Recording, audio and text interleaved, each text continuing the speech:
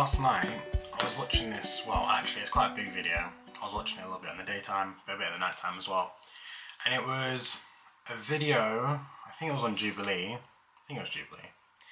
on Brian something, and it was like a 20v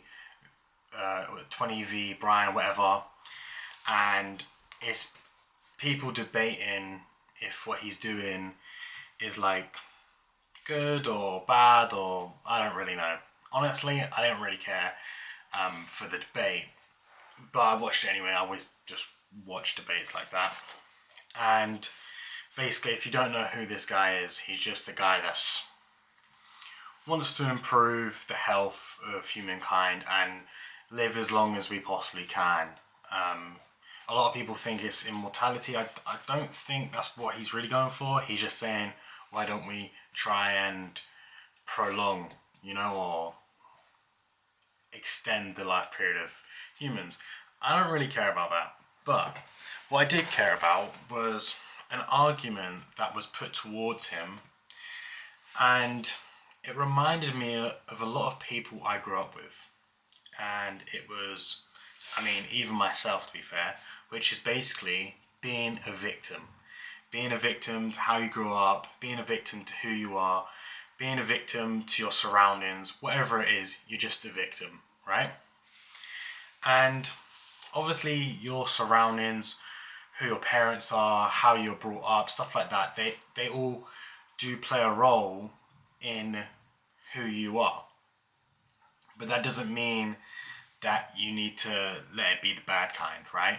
The same hot water that makes a potato soft makes an egg hard, right? Don't let your environment dictate who you are, right? And when it does, dictate it in a good way, right? I bring this up because, again, I was brought up with a lot of people that were always victims, right? Oh, I can't do this because of that. Oh, I struggle with this because I can't do this. And it was always like, it was never their fault. It was always some external thing that they couldn't change, so why even bother, right? I used to do this with dyslexia. I would go, well, I can't read because of my dyslexia. Well, yeah and no. The reality is now I can pick up a book and read it, right? But if you'd given that to a 12-year-old me, I'd be like, oh, I can't read it because I have dyslexia. Not that I'm going to try and just try and read it and try and learn and try to do those things, right? If I kept that attitude, I might not be able to read till this day. I worked in a place where I saw a lot of rich people and a lot of famous people. Talking to them, my job involved a lot of talking, and I'd get to talking to them, and what I found out was that this person was in the exact same position as the person that I grew up with. The difference is they didn't just blame everything else, and they took accountability to what they could and try to fix it. And I think that is very important. I think we've gotten to such an age where everyone's kind of wants to push blame to everything else, so that anything they can't do, they can blame it on something. Or anything they can't stick to, maybe a diet, maybe this, or maybe concentrating on this and that, right? Yes, there is an extent to things, right? I'm always going to misspell things and misread, right? And I can always blame it on my dyslexia, which I do, right? As a funny thing. But that doesn't stop me from reading, right? If you're overweight and I don't know, you're depressed, that's why you eat loads, that's fine. But don't just allow that to be the thing, right? Don't just go, oh, well, I'm depressed, I'm just going to eat. Don't do that. Just go, you try your best, and if you do, then allow it to be that. But don't just be, okay, hands off, never my fault, zero accountability, because that will always lead to you doing really bad in whatever you're doing. But yeah, being a victim, the amount of people I've come across where, I ask a lot of people what your purpose is, what your dream is, and I'll always ask them and they'll always come up with something, you know. I don't have enough money, I don't have enough time, I don't have this. The reality is you have free will and you can do whatever you want in this life, right? And if you want to sit there and make excuses for yourself, that's okay. But the reality is, I can go out into this world, right, and find someone that is in the exact same position as you, yet they are doing things to improve their situation, to improve themselves, to improve their mind, to improve their skills, right? And they're not making any excuses, and they will get ahead in life just because they're not making any excuses for themselves, right? Obviously, again, certain things are hard because of how you're brought up, or how you, don't let that be an excuse, right?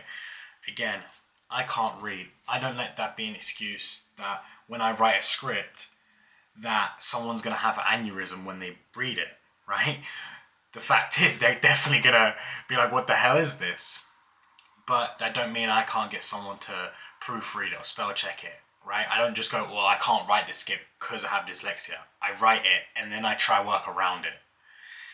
And I think you can do that too, right? Everyone can do that, no matter what it is. You do what you need to do and try and work your way around the problem, right? If you have a hard time focusing, okay, cool. What can you do to do that? Let's say you're working on something, taking 5 minutes every half an hour or something, right? There is always a solution to your problem. You just got to look for it. The reason why I wanted to talk about this because there was a woman and she kept bagging on this guy for being rich, right? And this guy, Brian, he explains that for most of his life he's actually been quite poor, so he knows the struggle of whatever they were talking about, right? Again, I don't care really much about the debate, but he explained to her, I know what it's like. Don't get it twisted. I'm not been born with a silver spoon in my mouth. And yet she goes on and she digs deeper into boohoo me this, I can't do this because of this and that and this. And it's like, wow, like, is that not sad that you cannot do anything because of external things? Because you believe that there is a barrier out in front of you. It's quite a sad life, right? When you live in your own bubble and you believe that this bubble is made out of steel, yet it's not. Poke it, it'll pop. And you'll realize that you're not just in this bubble. There's so much you can do. There's so many things to see and achieve and whatnot. But being contained in this bubble where you can see things, but apparently you can't pop it. You can pop the bubble.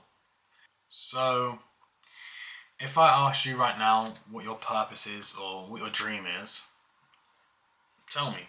I want to hear it. And then tell me why you're not trying to achieve that. Or maybe tell me how you're trying to achieve that, right? It could be so simple, right? You want to play music. Play a guitar every day for 30 minutes, right? It could be as simple as that. And most people don't do that, honestly. And it's sad because people sit in a bubble their whole life. Some people never pop that bubble. Anyway, guys, I think that is it.